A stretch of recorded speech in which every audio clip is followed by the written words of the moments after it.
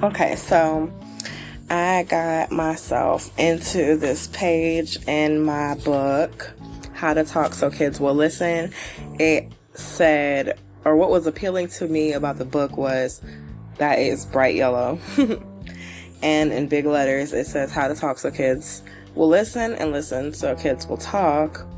That really stood out to me because I knew that this was going to be like a really good collection of stories and expert opinion about parenting. And a lot of people, especially in my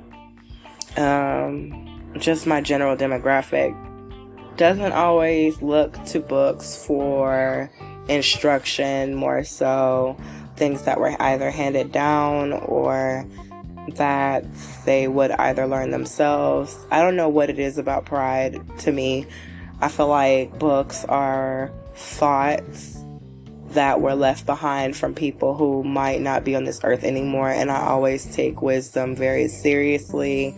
One, because it says it in the Bible to do so, and also because I just feel like nobody can take away your wisdom, and if they do, they take everything.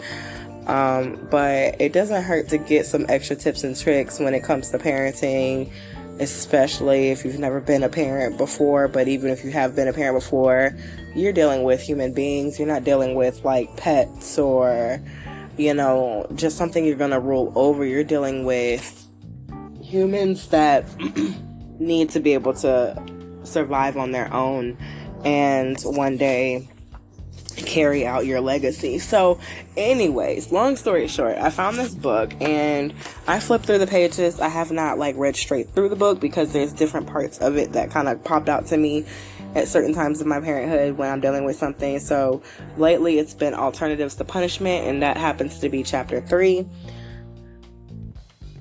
So I'm super excited about that, honestly. So here goes, chapter 3. I'm only going to do part 1. You guys can get the book and get part 2 and part 3. It's super awesome. The book was very cheap. I can gift this to any one of my followers. I don't mind sharing books. So definitely reach out to me if you're interested in getting this book for free. Especially while I'm in the process of moving. I'm going to be doing this a lot.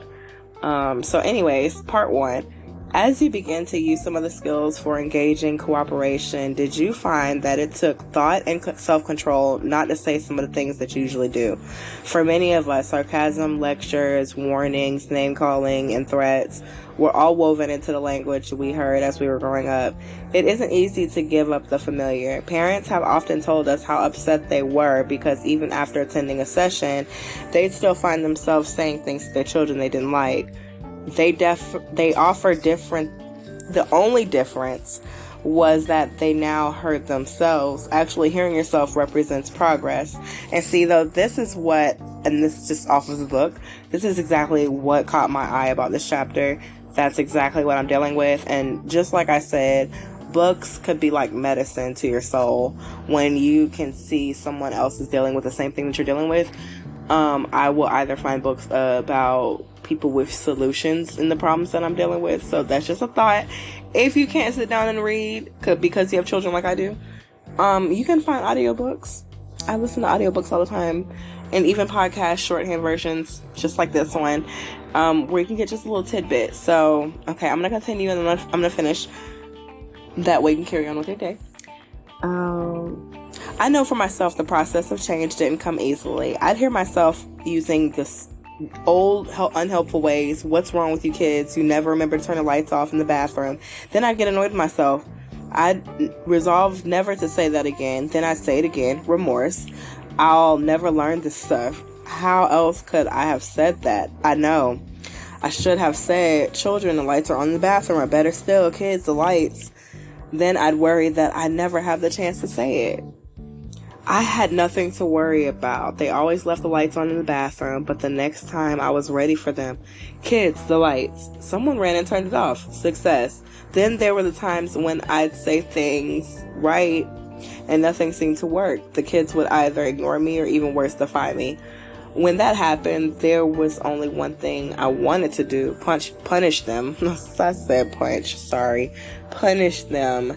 In order to understand more deeply what happens between people when one person punishes another, please read the next 2 scenes and answer the questions. So then there's 2 scenes in here about 2 different realistic scenarios. One being a guy or a girl who's shopping with her child, and the child is begging for something or running. And then the next story is about a kid who is forgetting to put his dad's tools back every time he goes to go bother them. So that's asking like how you would handle it and such like that. So then it goes to asking the question about to punish or not to punish. Whenever that question comes up in a group, I usually ask why. Why do we punish? Here are some of the answers parents have given.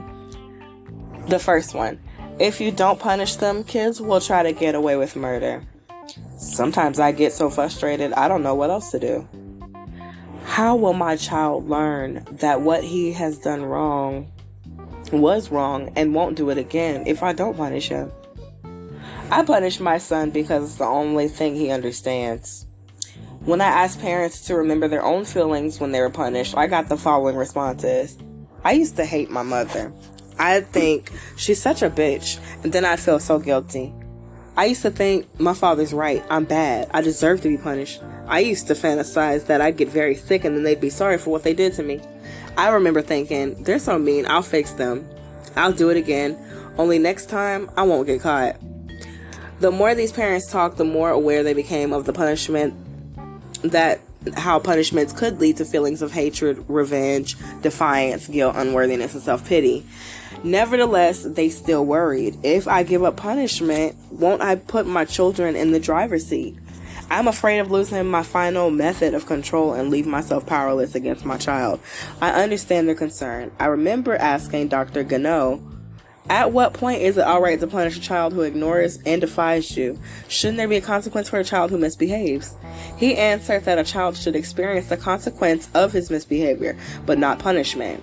He felt that in a caring relationship, there is no room for punishment. I pressed him further, but suppose a child continues to disobey you. Isn't it alright to punish him then? Dr. Gano said that the problem with punishment was that it didn't work, that it was a distraction, that instead the child feeling sorry for what he has done and thinking about how he can make amends, he becomes preoccupied with revenge and fantasies instead. In other words, by punishing a child, we actually deprive them of the very important inner process of facing their own misbehavior.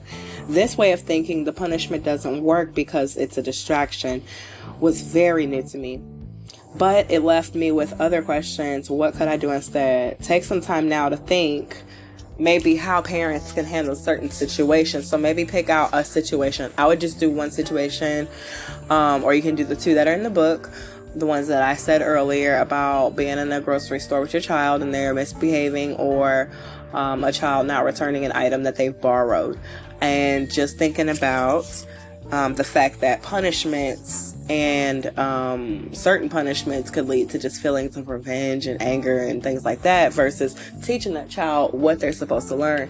I thought that this was very fantastic to share because I do understand that being young is frustrating. You're trying to figure certain things out, but I also understand that it is never, ever, ever, I always say this, never too late to learn, especially if it's free. So I hope that you guys have a great rest of your week. I cannot talk. I'm getting bit by mosquitoes.